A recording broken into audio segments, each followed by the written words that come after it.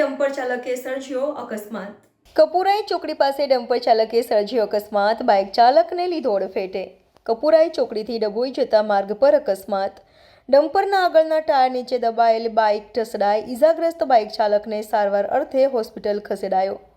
Bike ચાલકના પગ પર tyre ફરી વળ્યા, પોલીસે ડમ્પર ચાલકની કરી ધરપકડ, ડમ્પર કબ્જે કરી કાયદેસરની કાર્યવાહી હાથ ધરાઈ।